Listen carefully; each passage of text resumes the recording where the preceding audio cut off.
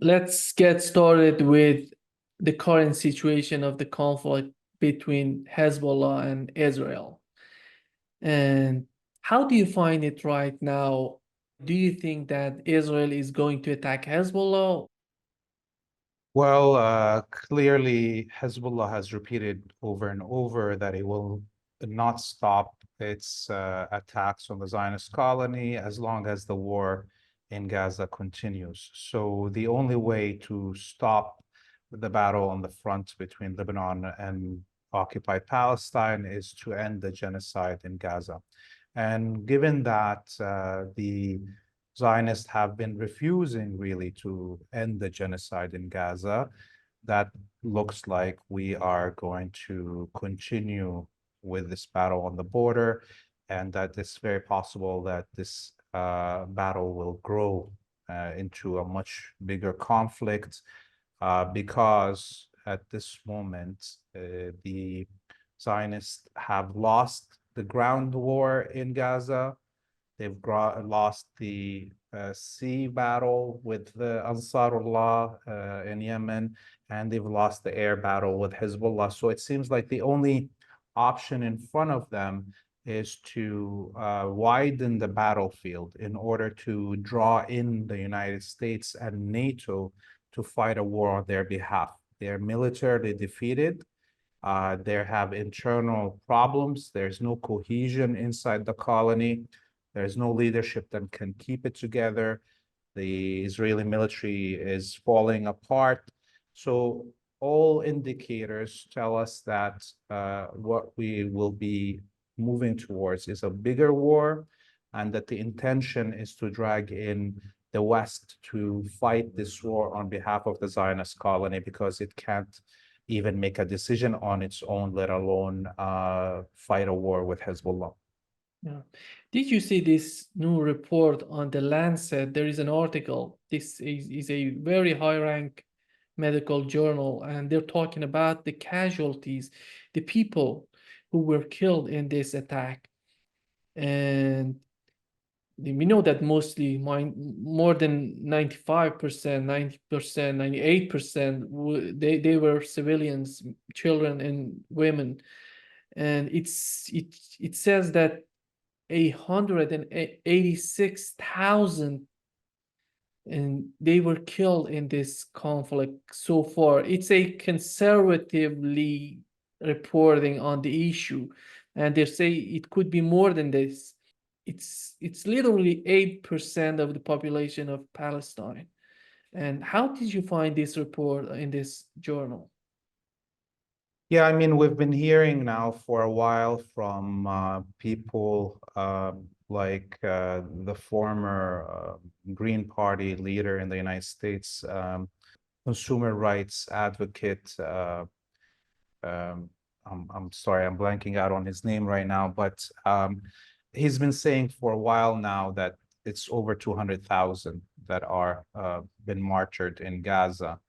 And that makes sense. You know, if we look at how we got to the number of 30,000 within the first 3 months, and then it stagnated, the numbers going up because of the destruction of the civil registry in Gaza, the destruction of almost all the hospitals. So it became clear that people were dying and not being accounted for, dying and being buried by their families without bringing them to the hospital, or they're, dying under the rubble and never being pulled out. This is above and beyond, of course, everybody that had a chronic disease, people with diabetes, people with cancer, people with any disease that needs constant medical care.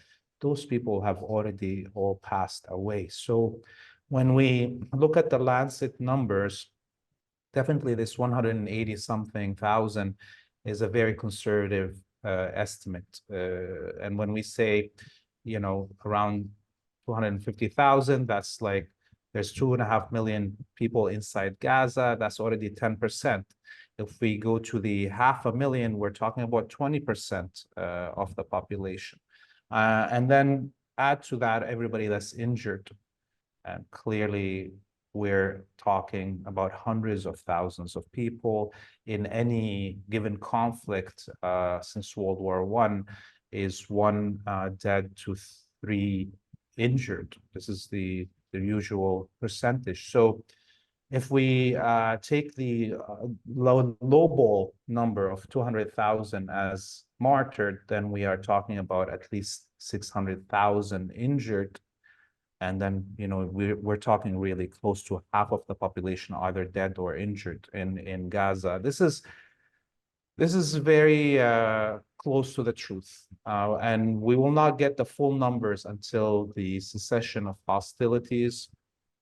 I feel that the Palestinian resistance has also been purposefully lowballing the numbers because it's too scary when you think about it. This is 1 in 10 or 1 in 5.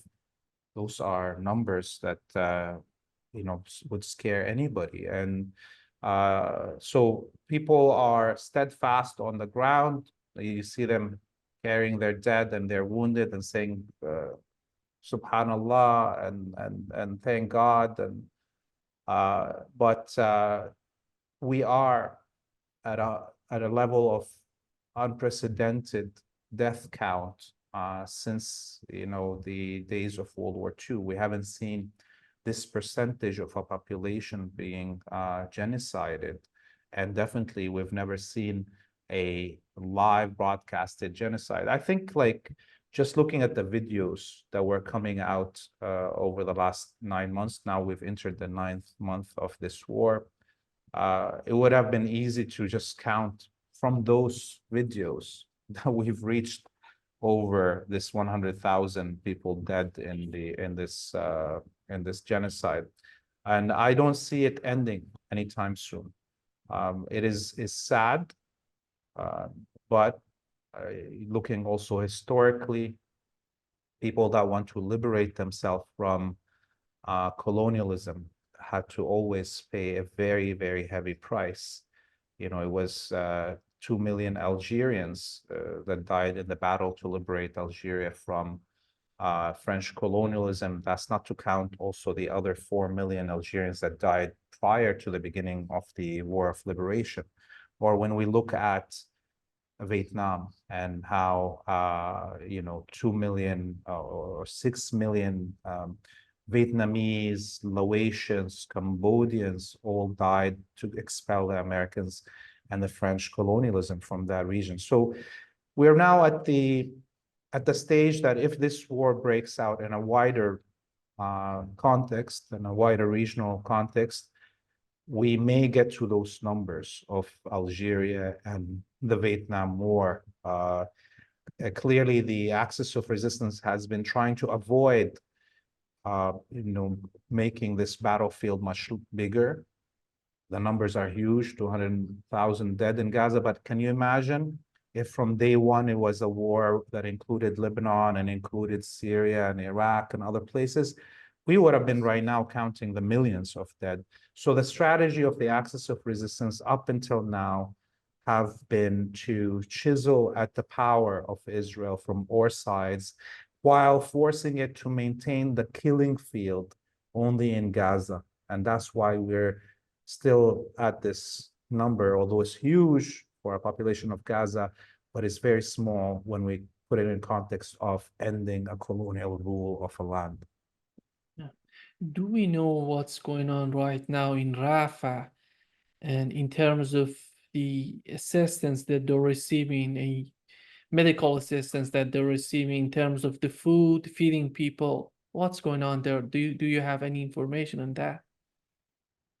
Yeah, I mean, we know that the population of Gaza as a whole is at one stage below total famine.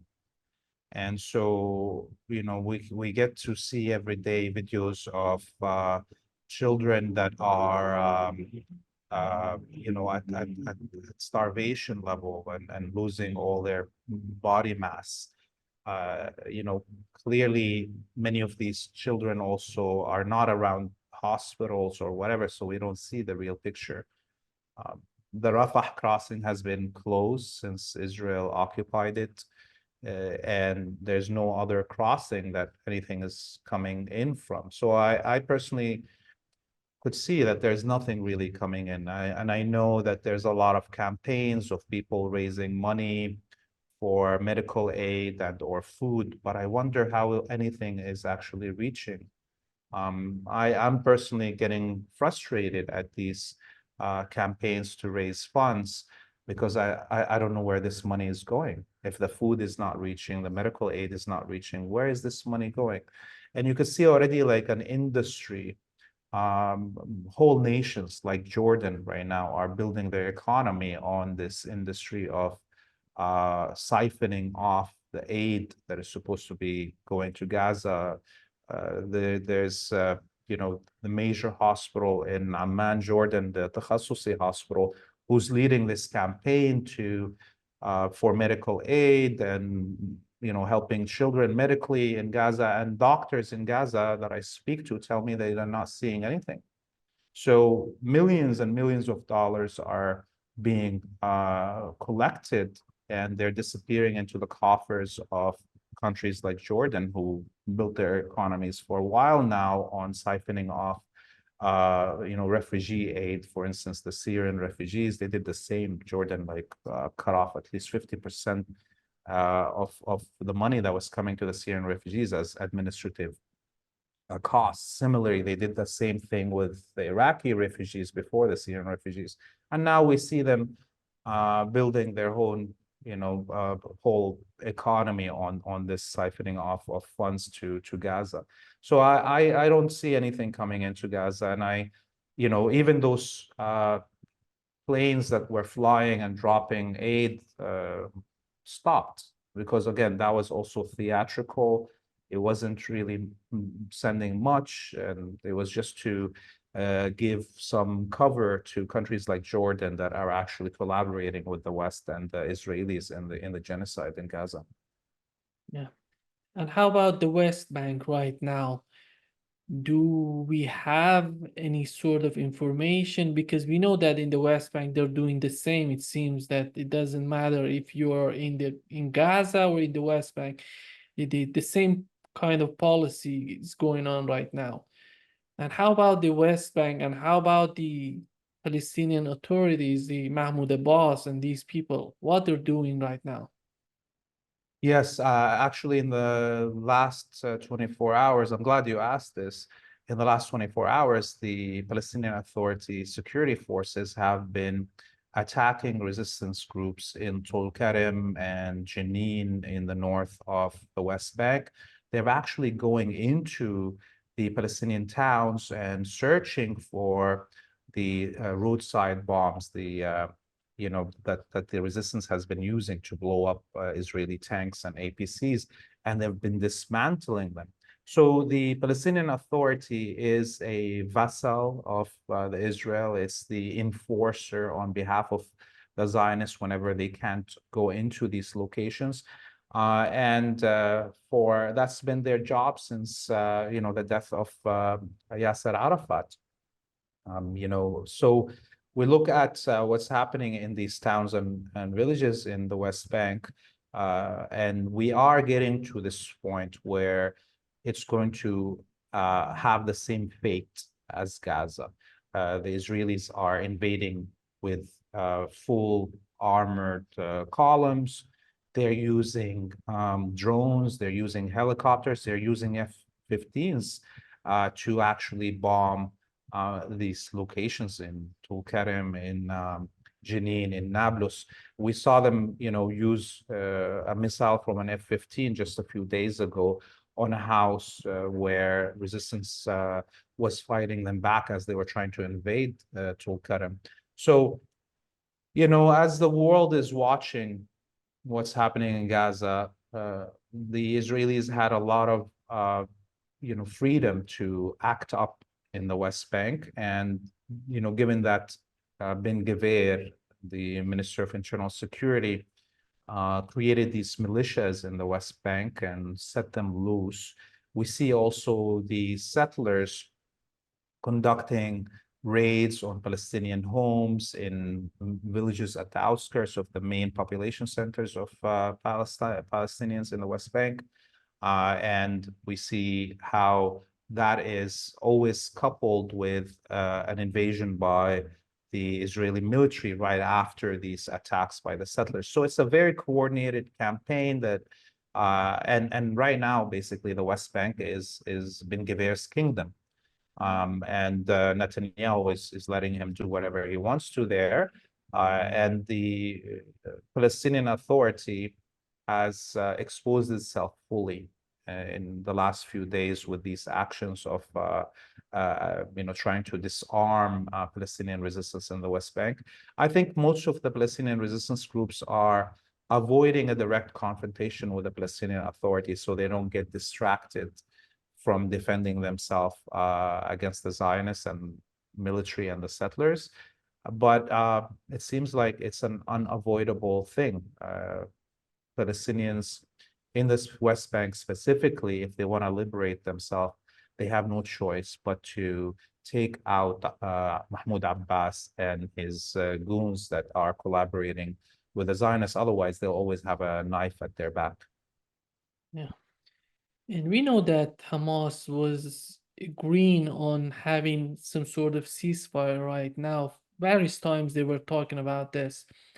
And we had a resolution adopted by UN Security Council recently considering ceasefire. But do we know what Israel wants to go after some sort of ceasefire in Gaza?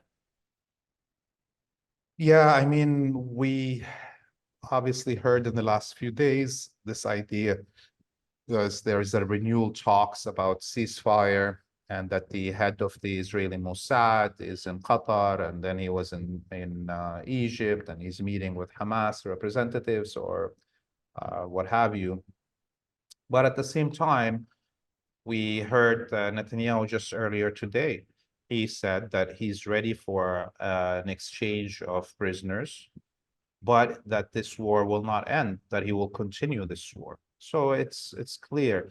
We also heard once those rumors started about, oh, a new ceasefire deal is coming, we immediately heard the Israeli officials and Israeli media talk about a period of 5 to 7 weeks of negotiations. And so now, once we understand those, we look at the schedule of Netanyahu and the fact that he is going to speak in front of the Congress and Senate joint session in the capital at the end of July, on July 24th, I think that is the date. That shows you that he wants to drag these talks until he arrives in Washington and be hosted as a king by the Congress and Senate. And given that the president of the United States is a lame duck that has no mental faculties, that is really not governing the country, this is why Netanyahu thinks that, and he is right to think so, that he can go to a Congress that will vote to allow him to continue this genocide. And that's what he's betting on, and he will win that bet for sure. So anybody that wants to know what is going to really happen in the next few weeks, have to just look at the last 9 months. It's going to continue on this space.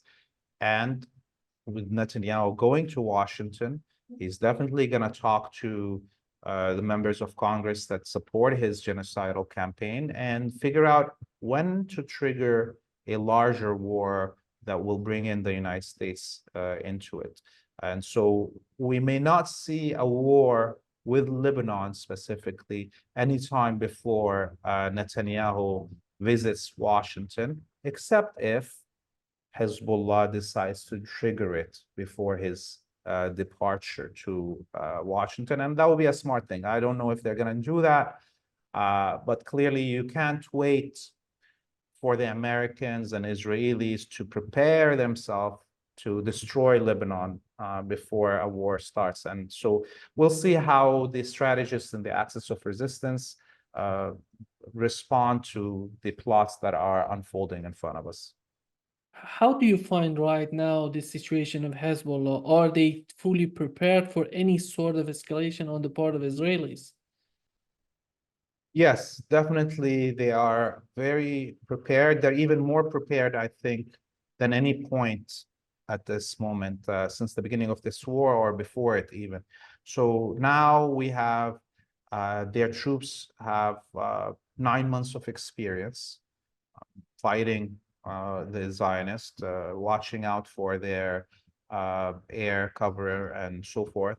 We're also looking at how many Iron Dome batteries that Hezbollah has destroyed since the beginning of this war. It's clear that the air defenses of Israel are very much non-existent right now in North Palestine. And in the last 48, 72 hours, Hezbollah has been concentrating much of its fire on the command bases that are around 30 kilometers away from the border because it already destroyed everything that's on the border, and the first line and second line bases have already been destroyed and are empty. So we saw them today, by the way.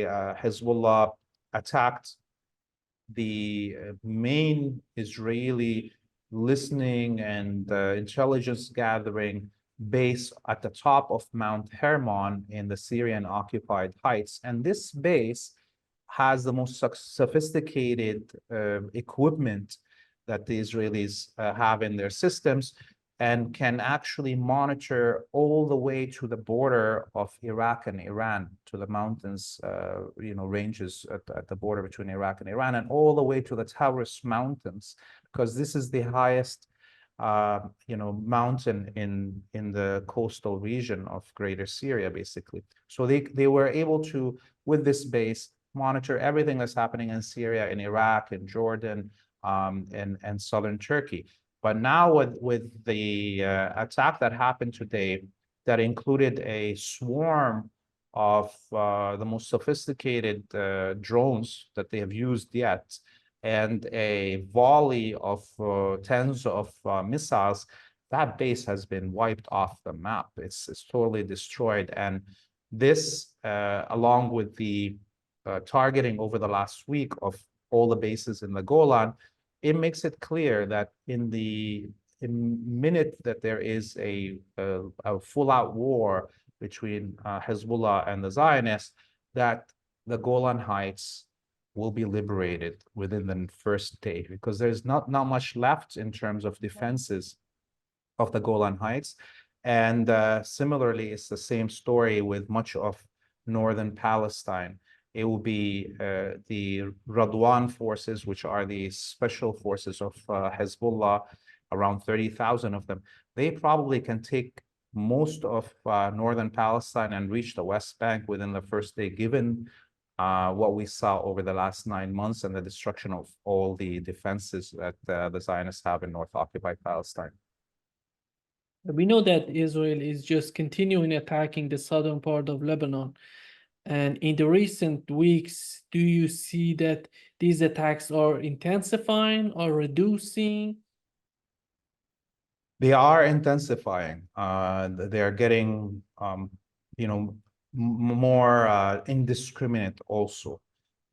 Today, there was an attack by Israeli, I don't know if it was artillery or from the air. I didn't, haven't seen the description of the weapon that was used, but they attacked a farm that has sheep and goats, and killed over 400 goats and sheep. So they're purposefully targeting civilian infrastructure. For the most part, every time I go and visit South Lebanon and I report from there, all I can see are civilian infrastructure that is targeted, and people's homes.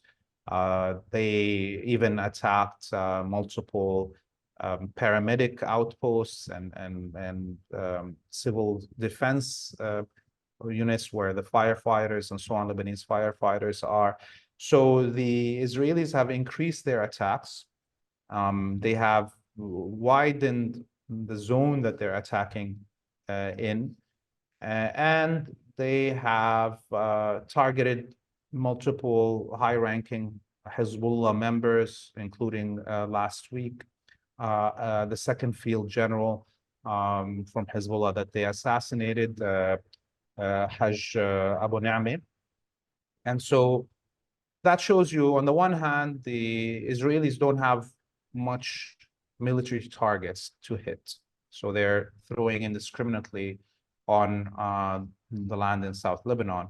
But they're also, because they have no significant military targets, they're going for assassinations. And anyone that knows, historically assassinations don't have much of a result, like it's when you're working with militant groups, a lot of times the individuals that are in command that are in the public face have at least one or two shadows that nobody knows their names, plus those who are under them in the command chain. So, this is something that shows you how irrelevant it is to assassinate leaders in resistance groups or militant groups because of how cell formations work.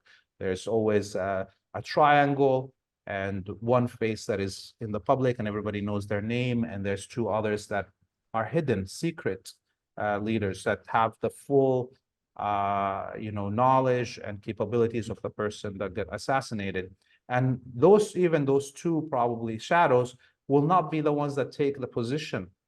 Maybe the one under that person that is already, their name is known, will take that public position of being, let's say, the field general. But in reality, the two shadows stay in the command structure. And that's how organizations like Hezbollah are resilient in terms of when we talk about assassinations. How do you see their policy right now, considering the desperate attempt on the Netanyahu administration, on the part of the Netanyahu administration, to bring the United States in? Do you think that the Biden administration is happy to do that or is forced to do that? At the end of the day, they would do that, in your opinion? Yes, I think they will do it. And this is not only because the Zionists have so much influence in American politics, but because if we think about the strategic goal of the United States is to remain as the hegemon, the undisputed hegemon, and at least stay in control of this area between West Asia and North Africa that is the most important transportation and the telecommunication hub in the world where everything has to go through. As well, of course, that the gas and oil fields that are plenty. So if the Americans want to stay as the hegemon and control this region, they have no choice but to defend the Zionist colony at all costs, okay?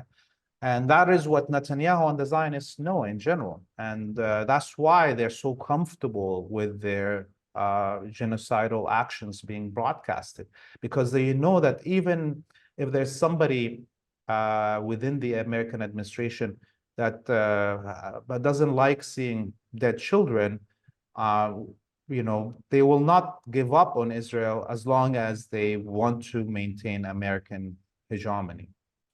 And that's what we see playing out. The Israelis are taking advantage of that. And because now, if we think about the strategic goal of the Zionists is permanency for their colony. So therefore, they will do anything for that colony to continue. And that will include genocide of the Palestinian people, because ultimately, after 100 years of this genocidal project, colonial project in Palestine, the Palestinians didn't give up and haven't, left. Therefore, logically, Israel cannot continue as long as the Palestinian people continue to exist. And this is why we see the genocide playing out right now. And this is why we see the West being silent about this genocide, because they know the reality. Israel cannot exist as long as there's one Palestinian left alive. If there's one Palestinian left alive, they will carry the gun and fight the Israelis. Now, in terms of the war with Lebanon, because of these factors, the strategic goal of the United States, the strategic goal of Israel, you know, there is no way out of this but a larger war. If Netanyahu or Israel concedes to the Palestinians and signs actually a ceasefire and end of hostilities, there'll be a civil war inside Israel. Okay, there's no way Israel can recover its reputation on a global scale, no matter what. Everybody doesn't want to make business with Israel other than the crazy leaders in the West.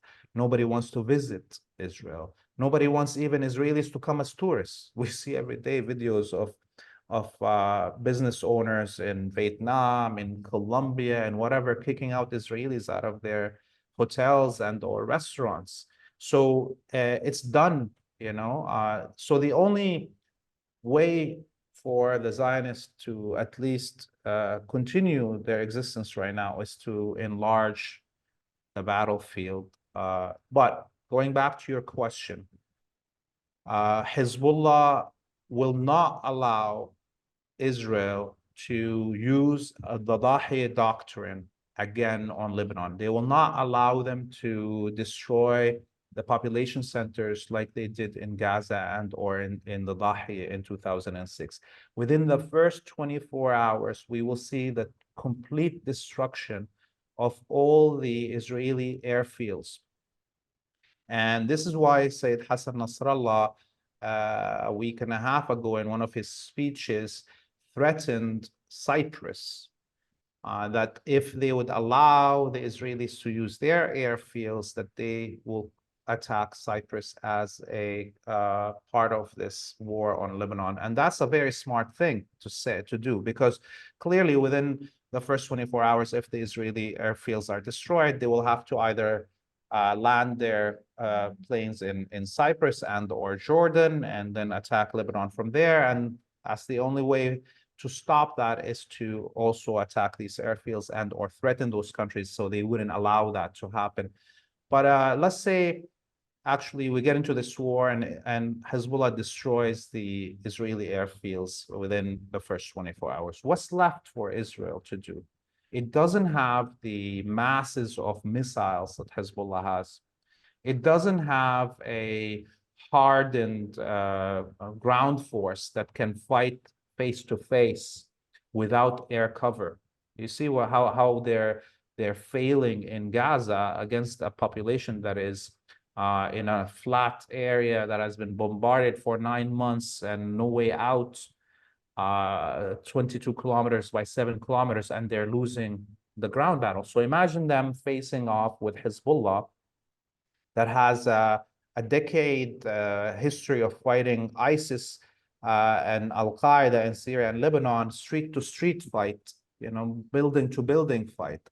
And so, you know, multiple Israeli ex-officials, heads of chiefs of staff, heads of Mossad have said in the last few weeks that if this war with Hezbollah happens, that within the first 24 hours to first 72 hours, all of North Palestine will be liberated, that Hezbollah will reach the West Bank.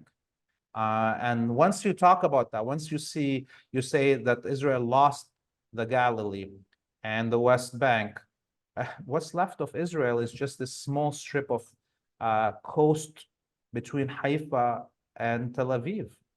And that is undefendable. You cannot defend that. This is, again, we go back to why Israel needs to drag the United States into this war, because it cannot defend itself.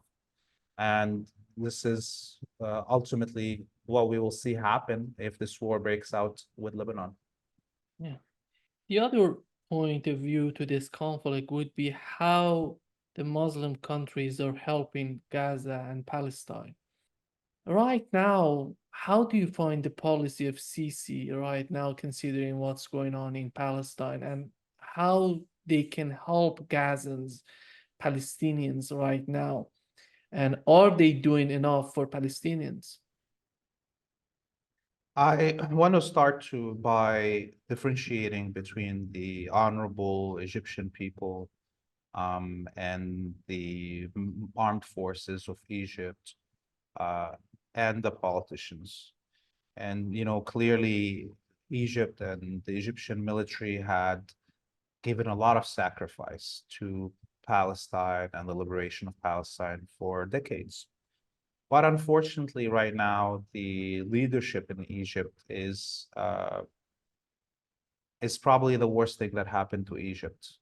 Okay, let alone what happened to the Palestinians in Gaza. Can you imagine an Egypt led by somebody like Jamal Abdel Nasser today, and how much it could have done in this situation? Would the Israelis even dare conduct this genocide on Gaza?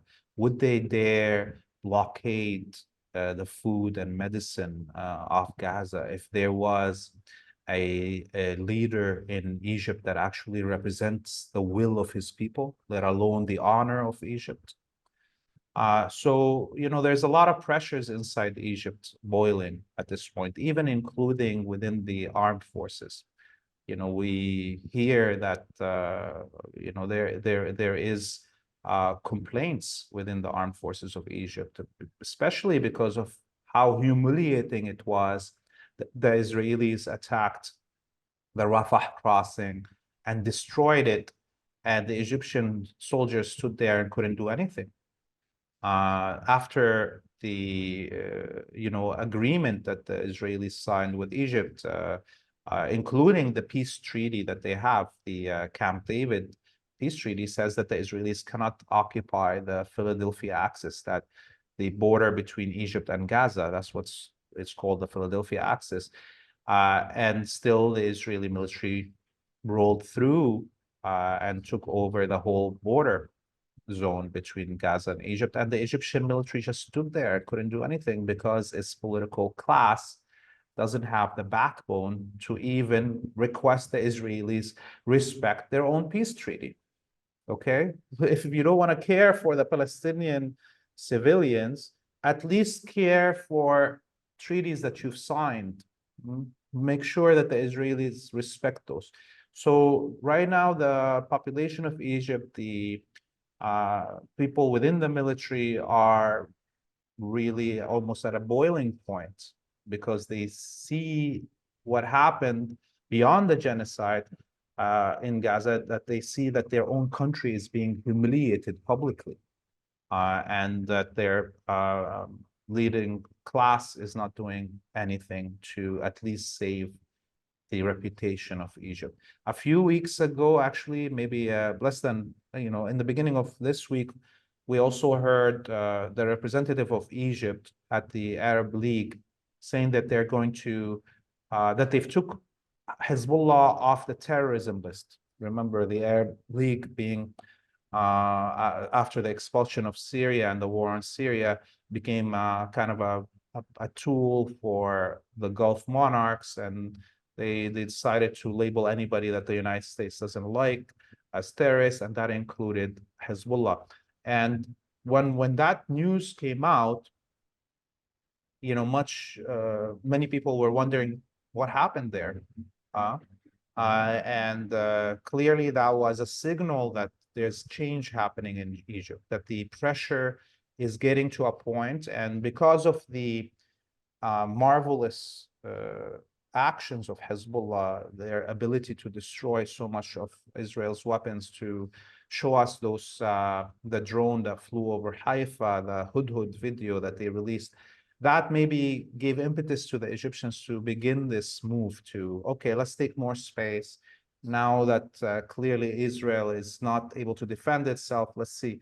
But then within 24 hours, the pressure came on Egypt from the Gulf states, threats to withdraw financing and investments and so on. And we saw the Egyptian representative backpedal and say, oh, we're not going to take Hezbollah off the terrorism list at the Arabic League. So this is kind of the ultimately what's happening. There's a lot of pressure from the ground inside Egypt, things that are a boiling point. In a bigger war that engulfs the whole region, I don't know what's going to happen to Sisi. I don't know where the military is going to stand of Egypt, but clearly things are not going to be a walk in the park for the leadership in Egypt.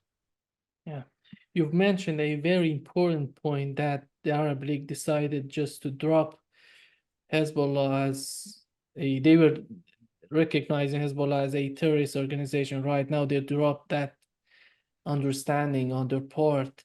And the other positive thing was the invitation of Bashar al-Assad to the Arab League, and these are huge changes that are happening right now in the Middle East. I think at the end of the day, the people doesn't matter if you're from Iran, Saudi Arabia, Iraq, Afghanistan. All of these countries are just recognizing that for the greater good that would be in Palestine, in Gaza, to help these people, they have to unify. How do you see this understanding on the part of these people? Shia, Sunni, doesn't matter to you are Sunni or Shia. Then right now it seems that they're all unified in their reaction to what's going on in Palestine.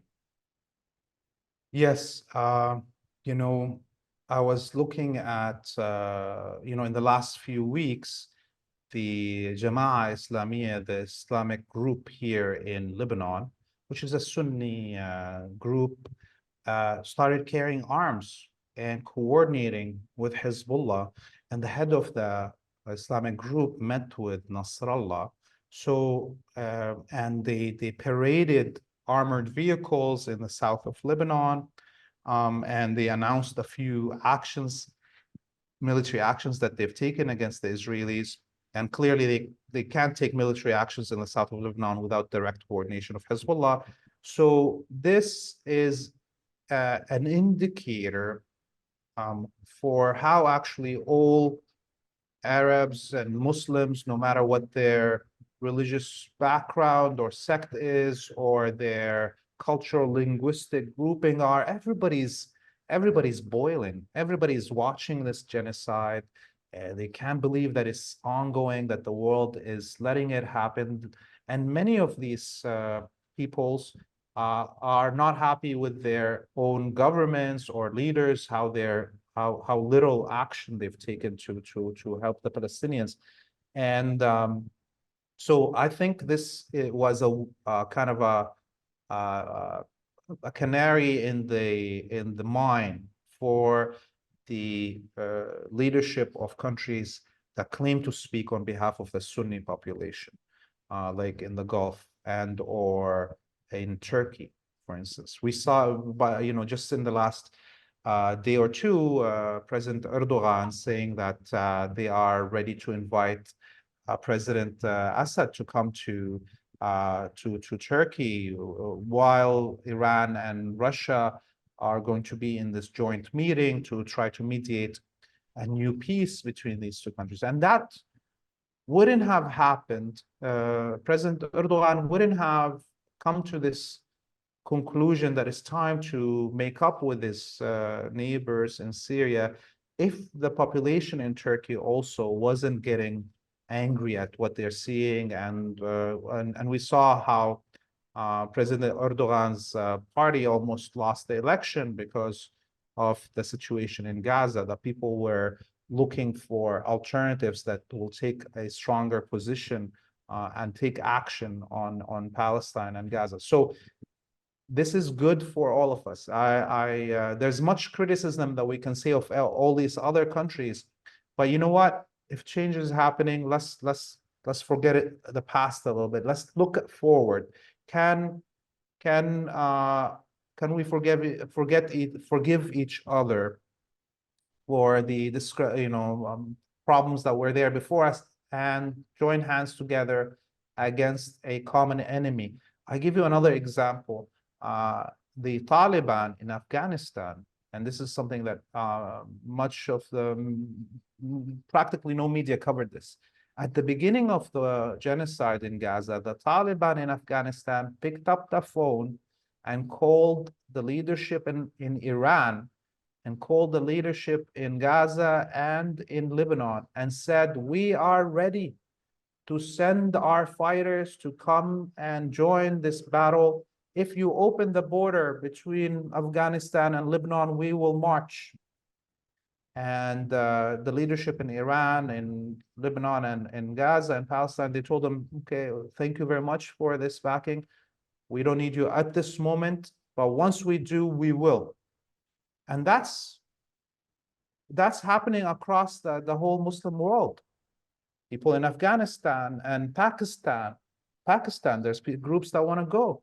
There's people in Indonesia and Malaysia that want to have the right. The Yemeni population has been saying, open the border for us. We will go defend Gaza on behalf of all of the Muslims. Just let us pass. And I think once this war widens in the region, we will not be able to predict what will happen in all these countries, who will stand where. I can't personally predict where, if there will be a revolution, let's say, in some countries that refuse to join. Countries like Egypt and Jordan specifically will be put in a really tight, bad situation if this war expands and they don't take side. Or try to pretend that they are balanced or whatever it is, they will find themselves in a situation where their own population could rise up against them. So this is why I think the liberation is coming for Palestine. And this liberation of Palestine, as we've been seeing for the last 9 months, has been hastening the liberation of everybody else. The change for the better in the whole world, the blood of Palestinians that is being broadcasted on social media 24 hours is awakening the whole world. And it is a sad thing that it needed this blood. But at the same time, sometimes freedom will only come with such a price. Yeah, just to wrap up this session, Laith, we had tremendous change in Europe as well. We had Ireland, Norway, Spain recently recognizing the state of Palestine. There are many people right now in Europe, we can say the same way that we are witnessing in the Muslim world.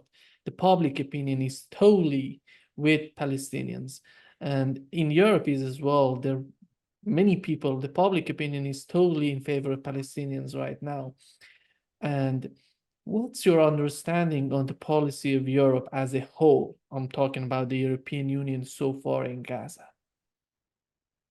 Yes, I mean, same how all this stress is being put on any Arabic or Muslim country that is not taking a stand. We see that playing out in Europe and the whole West. And we've seen surveys even of the United States, 70 somewhat percent of Democrat voters are against the war and against the genocide. And that number rises when you look at countries like the UK or Canada, where the vast majority call Israel as an apartheid state. So this is putting a lot of stress on these states, is exposing the falsehoods and fake democracy and human rights that they've talked about so much. And it's also exposing those populations to the fact that their own leaders will take away even the little rights they have if they stand for Palestine. Look at what they did to the students. Look at the ban on the red upside down triangle that just got passed in the German parliament. The German parliament wants to ban the red triangle. This is crazy talk. We saw the elections just happen in France, where the left got the most seats, but not a majority. We saw what happened in the UK. Yes, the Labour is Zionist, Labour Party, but but they're still a little bit better than the conservatives, part of why the conservatives lost so much.